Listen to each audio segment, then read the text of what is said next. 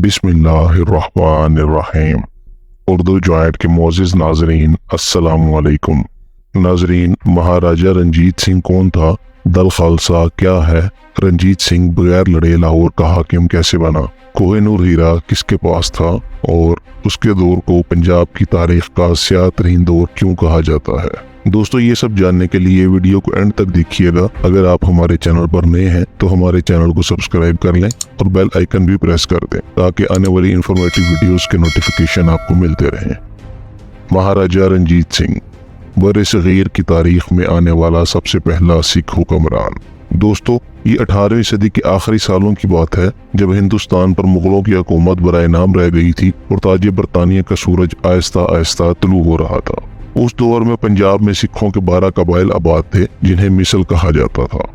इन मिसलों की अपनी अपनी फौज और अपना अपना अलग सरदार था। इनकी आपस में झड़पें चलती रहती थीं, लेकिन किसी बैरूनी हमले की सूरत में ये इकट्ठे हो जाते थे और इस मजमूई फौज को दल खालसा कहा जाता था। इन्हीं 12 मिसलों में सबसे बड़ी फौज शकरचकिया की थी जो गुजरावाला के करीब आबाद थे। इसी मिसल के सरदार महा सिंह शकरचकिया के यहाँ 13 नवंबर 1780 ईस्वी को रंजीत सिंह की पैदाइश हुई। रंजीत सिंह ने गुरमुखी रस्मुल खत सीखने के अलावा और कोई तालीम हासिल न की। गुरमुखी पंजाबी जुबान का रस्मुल खत है जो पाकिस्तान और हिंदुस्तान में इस्तेमाल किया जाता है। रंजीत सिंह ने घुड़सवारी, तलवारबाजी, नेजाबाजी और बंदूक चलाने का हुनर घर पर ही सीखा। रंजीत सिंह 12 साल की उम्र में अपने बाप की वफात के बाद शकरचकिया मिसल का सरदार बन गया। उसकी तरबियत उसकी माँ राज कौर ने की जो एक राजा गजपत सिंह की बेटी थी। दोस्तों, उस दौर में लाहौर पर भंगी सरदारों की हुकूमत थी जो एक तरह से डमी हुक्मरान थे और असल में तख्ते लाहौर अफगान हुक्मरान अहमद शाह अब्दाली के कंट्रोल में था। भंगी इंतहाई नाअहल हुक्मरान थे और अहलियाने लाहौर ने उनसे तंग आकर रंजीत सिंह से राब्ता किया। कहते हैं कि शहर के मुसलमानों समेत कई अहम लोगों ने रंजीत सिंह को लाहौर का कंट्रोल संभालने के लिए खतूत लिखे। रंजीत सिंह तो पहले से ये चाहता था क्योंकि तारीख बताती है कि तख्ते लाहौर का हाकिम एक तरह से पूरे पंजाब का हाकिम होता है। लाहौर के बाअसर तबकों ने लड़ाई की सूरत में रंजीत सिंह का साथ देने का वादा किया, हत्ता कि उसके लिए शहर के दरवाजे खोलने पर भी आमादा हो गए। ऐसी यकीन दहानियों पर रंजीत सिंह ने लाहौर पर कब्जा करने की तैयारी शुरू कर दी। दूसरी तरफ अहमद शाह अब्दाली का पोता शाह जमान जब अफगानिस्तान से लाहौर की तरफ आ रहा था तो दरियाए जेहलम पार करते हुए तग़यानी की वजह से उसकी तोपें दरिया में गिर गई। ये तोपें उसके लिए बहुत कीमती थीं और इनके लिए शाह जमान कुछ भी करने को तैयार। तोपें निकालने के लिए शाह जमान को वहीं रोककर दरिया का बहाव नीचे होने का इंतजार करना पड़ना था, जो कि एक पूरी फौज के लिए तकरीबन नामुमकिन सी बात थी।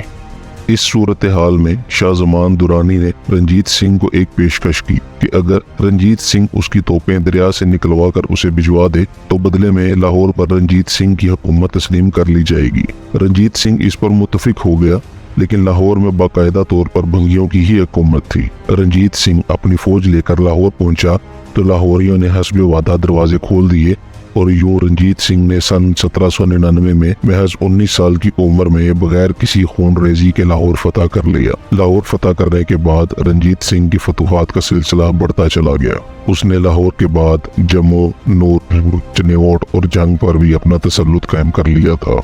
रंजीत सिंह का दौरे हुकूमत तकरीबन 40 साल पर मुहित था और इस दौर में फतूहात के सबब इसकी सल्तनत सिंध से कश्मीर और अफगानिस्तान से दिल्ली तक फैल चुकी थी। रंजीत सिंह को अपनी ताकत की नमूदो नुमाइश का बहुत शौक था। वो चाहता था कि उसके पास ऐसी नायाब चीजें हों जो उसकी शान शौकत में इजाफा करें और उनके हसूल के लिए वो किसी भी हद तक जा सकता था।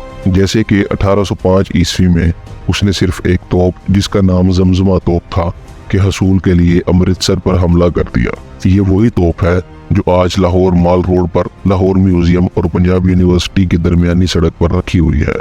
ऐसे ही रंजीत सिंह ने मशहूर ज़माना कोहिनूर हीरा भी नहायत दिलचस्प तरीके से हासिल किया।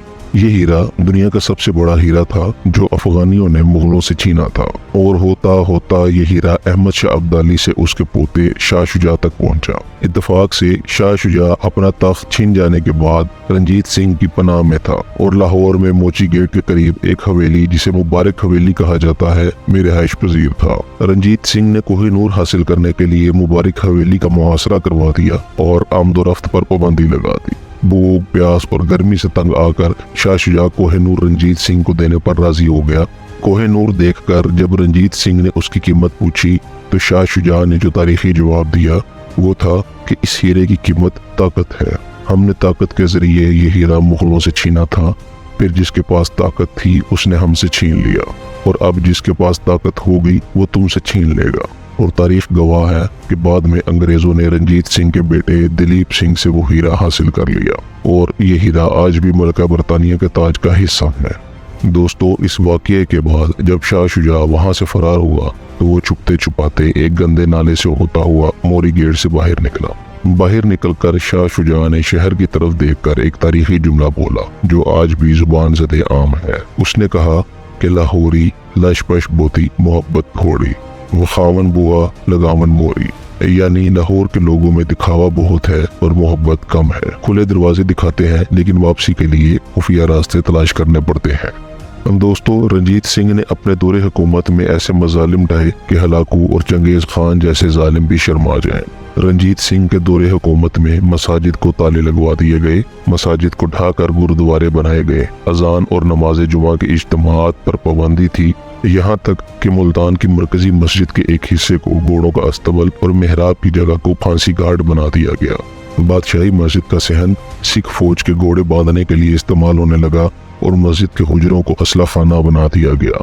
موتی مسجد کو گردوارہ بنا دیا گیا۔ یہ بھی کہا جاتا ہے کہ مسجد وزیر خان جو کہ لاہور کے وسط میں موجود ہے، رنجیت سنگھ نے اس کے ایک مینار پر ایک طوائف کے ساتھ رات بسر کی۔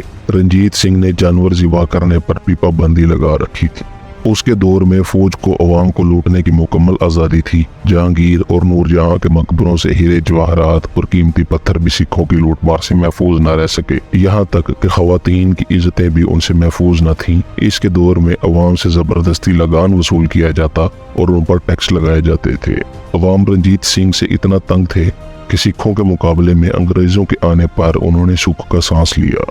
دوستو، رنجیت سنگھ بہت زیادہ شراب نوشی کی وجہ سے بہت بیمار رہنا شروع ہو گیا، جس کے باعث اس پر فالج کا حملہ ہوا اور اس کا دایاں حصہ مفلوج ہو گیا۔ اس کے 2 سال بعد اس پر پھر فالج کا حملہ ہوا اور وہ مکمل طور پر مفلوج ہو گیا۔ اسی قسم پرسی کی حالت میں 1839 میں رنجیت سنگھ کی موت ہو گئی۔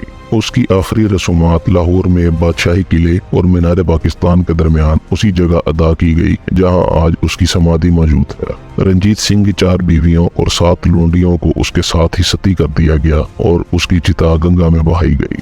اس کے مرنے کے بعد اس کا راج زوال پذیر ہوتا گیا اور 1848 میں انگریزوں نے لاہور پر قبضہ کر لیا۔ اس کے ساتھ ہی پورے برصغیر پر انگریزوں کی حکومت قائم ہو چکی تھی۔ دوستو، یہ ویڈیو آپ کو کیسی لگی ہمیں کمنٹس میں اپنی رائے سے آگاہ ضرور کیجیے گا۔ اگر آپ ہمارے چینل پر نئے ہیں تو ہمارے چینل کو سبسکرائب کر لیں اور بیل آئیکن بھی پریس کر دیں تاکہ آنے والی انفارمیٹیو ویڈیوز کے نوٹیفیکیشن آپ کو ملتے رہیں۔ اللہ نگہبان۔